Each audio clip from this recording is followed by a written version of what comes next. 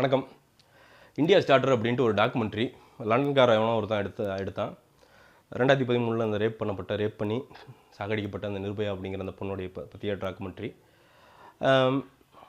அந்த டாக்குமெண்ட்ரி வந்து உடனே வந்து நம்ம அரசாங்கம் வந்து ரொம்ப உணர்ச்சி வசப்பட்டு இந்த டாக்குமெண்ட்ரி வந்து வெள்ளைக்காரர்களின் சதி செயல், இந்திய அரசாங்கத்தை வந்து ரொம்ப வந்து தப்பாக கட்டுறதுக்கான சதி செயல் அப்படின்னு சொல்லிட்டு போர்வையை போத்து மூட பார்த்துச்சு. அது இவங்க மூட பார்த்த சமயத்தில் வந்து அது வைரலாகி அது இன்னும் பெருசாகி இன்னும் அசிங்கப்பட்டு நாரி கிடந்துச்சு. இப்போ எனக்கு என்ன அப்படின்னா, அந்த வீடியோவுடைய நோக்கம் என்னென்னா, சும்மா ஹானஸ்டான தாட்ஸ் எனக்கு தோணுதை வந்து வெளிப்படுத்துறது அப்படிங்கிறது தான். இந்த கவர்மெண்ட் வந்து எவ்வளோ கேனத்தனமாக இருக்குது அப்படிங்கிறதுக்கு வந்து இந்த ஒரு செயல் வந்து ஒரு சாட்சி. ஏன்னா இந்த டாக்குமெண்ட்ரி வந்து நான் வந்து பயங்கர யோக்கியனா இல்லை வந்து எல்லாம் சொல்லப்பட்டதுக்கு ரைட்டாக தப்பா அதுக்கு நான் வரவே இல்லை. ஏன்னா அது வந்து ஒரு பாயிண்ட் ஆஃப் வியூவாக இருக்கலாம். கெட்டவனுக்கு ஒரு பாயிண்ட் ஆஃப் வியூ இருக்குது இல்லைங்களா? அந்த மாதிரி அவன் வந்து நம்ம மேலே மோசமாக நினைக்கிறவனாவே இருந்துட்டு போகிறான். அவனுக்கு ஒரு பாயிண்ட் ஆஃப் வியூ இருக்குது. அதில் உண்மையும் இருக்குது, அதில் பொய்யும் இருக்குது. ஓகே, அது ஒரு டாக்குமெண்ட்ரி. அதை அப்படியே எடுத்துகிட்டு அப்படியே விட்டுருந்தா அது பாட்டுக்கு பேசாமல் போயிருக்கும். சரி, இப்போ அந்த டாக்குமெண்ட்ரி மட்டும்தான் சொல்லுதான். உலகத்தில் வந்து அந்த ஒரே ஒரு டாக்குமெண்ட்ரி மட்டும்தான் வந்து இந்தியா வந்து மோசமாக பிரதிபலிக்குதா என்ன?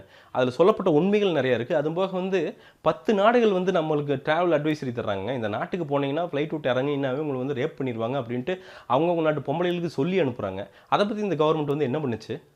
அதே மாதிரி கடந்த 3 வருஷமாக வந்து நியூயார்க் டைம்ஸ்லையும் வாஷிங்டன் போஸ்ட்லையும் மாற்றி நம்மளுடைய ரேப் கதைகள் வந்து பிரசுரிக்கப்பட்டுகிட்டே தான் இருக்குது. அது மாதிரி கிழிச்சு எரிஞ்சிட்டே தான் இருக்கிறானுங்க. அதை பற்றி நீங்கள் என்ன பண்ணுனீங்க? எவ்வளோ, அதாவது இதை விட வந்து தரமட்டமான விஷயங்கள் நம்ம உலகம் வந்து நம்மளை வந்து பார்த்து காரித்து போன விஷயங்கள் நிறையா இருக்குது. ஸோ இது ஒன்றுக்கு மட்டும் அவுட்ரேஜ் ஆகிறது அப்படிங்கிறது வந்து ரொம்ப மிக மடத்தனமான ஒரு விஷயம். கவர்மெண்ட் வந்து உண்மையாலுமே வந்து கோவப்படணும்னா எதுக்கு கோவப்படணும்னா, ரேப் அக்யூஸ்டாக இருக்கிற நிறைய பேர் வந்து பார்லிமெண்ட்டுக்கு உள்ளே உட்காந்துக்கிட்டு வந்து நாட்டை திருத்துவன்னு நியாயம் பேசிகிட்டு இருக்கான். அவன் மேலே கோவப்பட்டு அவனை தூக்கி வெளியே எறிஞ்சால் கூட கவர்மெண்ட் வந்து ஓகே ஃபைன், இவன் வந்து கரெக்டாக பண்ணுறானு அப்படின்ட்டுலாம். நிறைய சாமியார் உட்காந்துக்கிட்டு வந்து ஏதோ ஒரு மலைச்சியில் உட்காந்துக்கிட்டு பொண்ணுங்க இத்தனை மீட்டர் சேலை தான் அணியணும், இத்தனை மில்லிமீட்டர் குங்குமம் தான் அணியணும், இத்தனை புள்ள தான் பெற்றுக்கணும் விட்டால் எல்லாத்துக்கும் அளவு எடுத்து சொல்லிடுவானுங்க போல், இப்படி தான் இருக்கணும் அப்படின்னு ஒரு ரூல்ஸ் வகுத்து தந்துடுவானு போல். அவன் பேசிகிட்டு இருக்கான். அவன் வாய மூடாது. ஏன்னா அவன் வந்து கேட்டால் உடனே சொல்லிடுவான் ஹிந்து கல்ச்சர் படி அவர் சொல்கிறாரு அப்படின்னு. டே, ஹிந்து அப்படிங்கிறதே ஒரு மதமே கிடையாதுடா, அது ஒரு வாழ்க்கை முறையாது. அவன் வேணாங்க வந்து வழி பின்பற்றி வாழலாம். அதை வந்து இப்போ சொன்னோம்னு வச்சுக்கோங்களேன், நாம் வந்து என்ன ஆயிரும், ஆன்டி ஹிந்து ஆயிடுவோம். ஸோ இது எல்லாம் நீ நிறுத்து. இது நிறுத்தினா போதும், ஆட்டோமேட்டிக்காக வந்து அது பர்செப்ஷன் மாறும். அதே மாதிரி இப்போ ரேப் பண்ணுவன் அப்படிங்கிறவன் வந்து அவன் யூஸ் சொல்கிறான் 9 மணிக்கு மேலே எதுக்கு பொண்ணுங்களுக்கு நைட்டில் என்ன வேலை அப்படிங்கிறான். அதே மாதிரி வந்து பொண்ணுன்னா அடங்கி ஓடி கம்முன்னு வந்து பார்த்து தைக்கணும் அப்படிங்கிறான் அந்த ரேபிஸ்ட்டு சொல்கிறான். இப்போது அவனை வந்து நீங்கள் மோசம் நாம் சொல்லலாங்க, பட் அவன் மட்டுமே மோசம் கிடையாது. அவனை மோசமாக்குறது இந்த சமூகம்.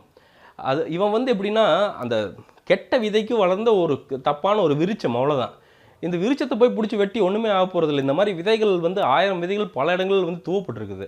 அந்த விதை எப்போ தூவுனாங்க, ஏன் தூவுனாங்க, ஏன் அப்படி ஆச்சு அப்படிங்கிறது வந்து ஒரு ப்ராப்பரான ஒரு ஆர்என்டி பண்ணி எங்கெங்கே ஏன் இப்படி இருக்குது, பெண்களுக்கு எதிரான வன்முறை ஏன் பண்ணப்படுது அப்படிங்கிறது வந்து ஒரு ஆராய்ச்சி பண்ணி அதுக்கப்புறம் ஒரு முடிவுக்கு வந்து அந்த கீழே இருந்து அந்த தரைமட்டத்திலேருந்து மேலே வந்தால் வந்து அது உருப்படும். அது உண்மையான மாற்றத்திற்கான வழியை வகுக்கும். அதையெல்லாம் விட்டுக்கிட்டு வந்து அதாவது கவர்மெண்ட்டை பொறுத்த வரைக்கும் எப்படின்னா, டெல்லியிலேயே அதாவது ரேப்பே நடந்தாலும் அது எப்படின்னா டெல்லியில் நடக்கணும்.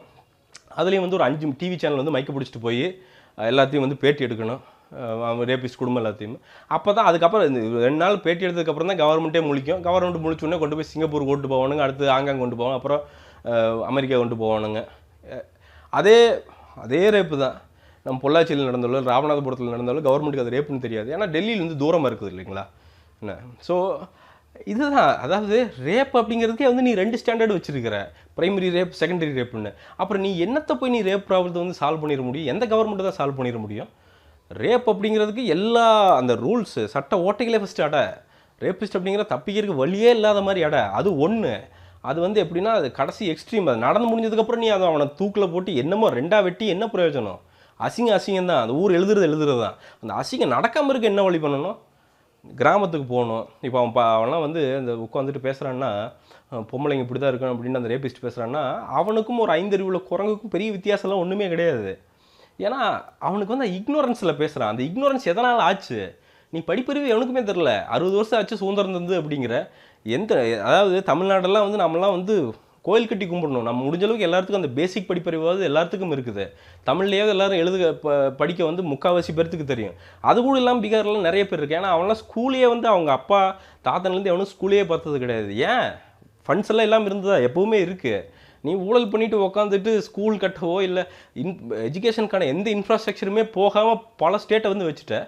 அவன் என்ன பண்ணிட்டான், அவன் ஆதி காலத்தில் வாழ்ந்த மாதிரியே வந்து அப்படியே அந்த குரங்கு புத்தியோடையே வாழ்ந்து அப்படியே வந்து அவங்க வீட்டில் வந்து பொண்ணா அவள் வந்து புள்ள பக்கிற மெஷின்டா, அவ்வளோதான், அப்பப்போ நீ வந்து உடல் உறவு கொண்டுக்கலாம், அதுக்கப்புறம் வந்து வீட்டு வேலையெல்லாம் செய்வா, அவ்வளோதான், மாடு மவளும் ஒரே மாதிரி தான், வேறு ஒன்றும் பெரிய வித்தியாசம் கிடையாது அப்படின்னு வந்து அவங்க அப்பா அம்மாலே அவன் சொந்தக்காரன் சொல்லி வளர்த்த அவனை போய் திடீர்னு மாற சொன்னால் அவன் எப்படி மாறுவான் என்னங்க? ஸோ அந்த எஜுகேஷன் அப்படிங்கிறது வந்து நீ வந்து கொடுத்துருக்கணும் அன்றைக்கே. அதை விட்டு இன்றைக்கி வந்து சீர்னா இதில் என்ன பிரயோஜனம் இருக்குது சொல்லுங்கள்? ஸோ அதையை மாற்ற இந்த கவர்மெண்ட் வந்து ஏதாவது முயற்சி பண்ணணும். அதே மாதிரி வந்து இந்த ரேப் அப்படிங்கிறது வந்துங்க எண்ணங்களின் வெளிப்பாடு, எண்ணங்களுடைய கடைசி பிரதிபலிப்பு தான் வந்து இந்த ஃபிசிக்கல் ஆக்ஷன். ஒருத்தன் வந்து அவ்வளோவெல்லாம் சீக்கிரமாக வந்து அவன் எண்ணம் போய் அப்படி வந்து ஒரு பொண்ணை போய் துன்புறுத்த வந்து மனிதனாக இருக்க எவனுமே வந்து பண்ண மாட்டான். பண்ணுறான்னா அவன் என்னன்னா அந்தளவுக்கு வந்து அவனுக்கு தாட்ஸ் வந்து இருந்திருக்குது அப்படின்னு அர்த்தம். நீங்கள் என்ன பண்ணுறீங்க, சுற்றி இருக்கிற சினிமா, அதாவது இன்றைக்கி போய் இந்த டாக்குமெண்ட்ரி பேன் பண்ண சொல்கிறே, எத்தனை படத்தில் கேவலமாக பாலிவுட்லேயும் சரி கோலிவுட்லேயும் சரி எல்லா படத்துலையும் சரி ஓப்பனிங்காக தொப்பில் காமிச்சிட்டு சம்மந்தமே இல்லாத ஒரு உடையை போட்டுக்கிட்டு வந்து பெண்ணியத்தையே இழிவுபடுத்துகிற மாதிரி டான்ஸ் ஸ்டெப்பை வச்சுக்கிட்டு அந்த பாட்டு வச்சுக்கிட்டு எத்தனை வருது. பச்சையாக போஸ்டர் வந்து உட்காந்து பார்லிமெண்ட் முன்னாடியே பல பேர் போஸ்டர் ஒட்டி இருப்பான் பல வருஷத்துக்கு முன்னாடி. அதையெல்லாம் நீ என்ன பண்ண? அதையெல்லாம் தான் விதை, அங்கே போடப்பட்ட விதை தான். அதில் ஊறி ஊறி ஊறி ஊறி பார்த்துட்டு பெண்ணா போகப்பொருள் அப்படின்னு காட்டுற. நீ அதுலேருந்து சேஞ்ச் ஆரம்பிச்சிருங்க. சென்சார் போர்டு அப்படிங்கிறது வந்து சும்மா சிகரெட்டை பிடிச்சா வந்து டப்புன்னு போய் வெட்டுற சென்சார் போர்டு வந்து இதை வந்து அன்னிலேருந்தே பண்ணியிருக்கணும். ஸோ இதெல்லாம் பண்ணி ரைட்டாக பண்ணி நீ போய் அந்த டாக்குமெண்ட்ரியை பேன் பண்ணியிருந்தீங்கன்னா ஒரு நியாயம் இருக்குது. எதுவுமே பண்ணாமல் போய் அதை அமுத்துனா அதில் என்ன வந்து ஏதாவது ஒரு பேசிக் லாஜிக் கூட கிடையாது. அதுவும் போக வந்து ரேப்புலாம் வந்து என்னங்க தடுக்க வேண்டிய அவசியமெல்லாம் கிடையாதுங்க. ப்ராப்பர் எஜுகேஷன் மட்டுமே போதுங்க, அது நடக்காமையே இருந்துடும். நீங்கள் அதுவும் போக வந்து பெண்களுக்கு போய் நீங்கள் வந்து சம உரிமை, யார் சம உரிமை கொடுக்குறதுக்கு? நாம் பண்ணுற எல்லாமே சொல்லப்போனால் நமக்கு மேலே அவங்க பண்ணுறாங்க. ஒரு புள்ள பெற்றுக்கிற தாயுடைய வலி அப்படிங்கிறது வந்து 10 ஆம்பளைனாலையும் தாங்க முடியாது. அதை தாண்டி வந்து அவங்க வாழ்கிறாங்க. அந்த பிள்ளை வந்து எத்தனையோ தகப்பன் இல்லாத வீட்டில் வந்து அந்த பிள்ளையை வந்து பிறந்ததுலேருந்து ஒரு இடுப்புலையே வச்சு வளர்க்குறாங்க. அவங்களோட நமக்கு தைரியம் வந்துட போகுது. ஸோ நம்ம வந்து சம உரிமையெல்லாம் தர வேண்டாம். 200 வருஷத்துக்கு முன்னாடி வந்து நம்மளோட அவங்களுக்கு தான் வந்து அவ்வளோ ப்ரியாரிட்டிஸ் இருந்தது. ஸோ இடையில வந்து எவனோ வந்து குழப்பி விட்டான், அவ்வளோதான். ஸோ அவங்களாம் இருக்க விடுங்க, அவங்க செயல்களை வந்து செய்யுங்க. அதே மாதிரி அவங்க செயல்களுக்கு மதிப்பு கொடுங்க, அவ்வளோதான்.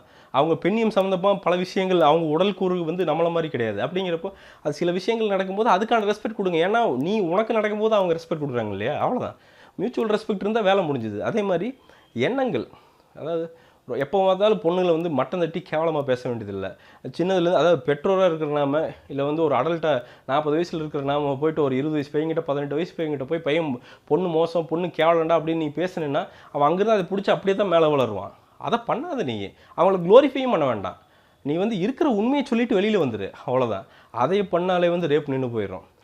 அதுவும் போக வந்து நல்ல பெண்கள் சுற்றத்தில் வளர்க்கப்பட்ட எந்த பையனும் ரேப்பை பற்றி வந்து யோசிக்கூட மாட்டான் அப்படிங்கிறது என்னுடைய தாழ்மையான கருத்து. ஏன்னா நல்ல பெண்கள், ஹார்ட் ஒர்க்கிங் பெண்கள்லாம் பார்த்தான்னா என்னதான் அவனுக்கு வந்து தவறான எண்ணம் தோன்றான், என்னதான் இருந்தாலும் அந்த செயலில் வந்து அவனே அறியாமல் அவனை வந்து அடித்து போட்டாலும் வந்து அது வந்து அந்த மனம் வந்து இறங்காது. அதெல்லாம் இல்லாமல் போன சில தருதலைகள்னால வந்து நம்ம மொத்த நேஷனையும் வந்து நம்ம வந்து மோசம் சொல்லிட வேண்டாம். அது வந்து கொஞ்சம் ஜாஸ்தியாக இருக்கிற இடத்துல வந்து நீ போய் உட்காந்து கவுன்சிலிங் பண்ணு. உனக்கு வந்து ஏதோ ஒரு ஊரில் வந்து ஆஸ்திரேலியாவில் வந்து கோல் மீன் வாங்குறான் அப்படிங்கிறவனுக்கு வந்து எஸ்பிஐயை விட்டு நீ வந்து 7,000 கோடி 8,000 கோடி அலோகேட் பண்ணுற.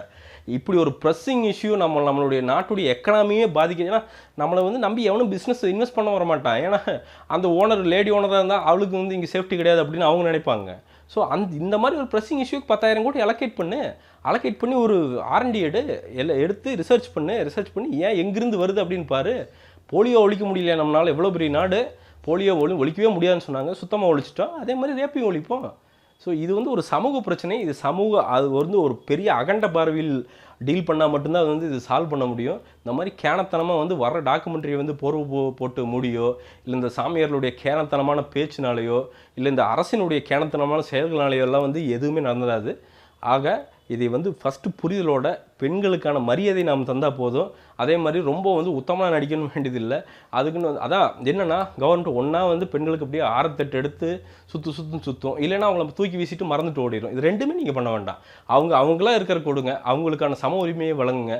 அவங்க ஸ்ட்ராங்காக இருக்கவும், அதே மாதிரி பசங்களுக்கு வந்து ரெஸ்பெக்டை கற்றுத்தாங்க. ஆட்டோமேட்டிக்காக ரேப் ப்ராப்ளம் சால்வ் ஆகும் அப்படிங்கிறது என்னுடைய தாழ்மையான கருத்து. மீண்டும் ஒரு வீடியோவுடன் கூடிய விரைவில் உங்களை சந்திக்கிறேன். நன்றி, வணக்கம்.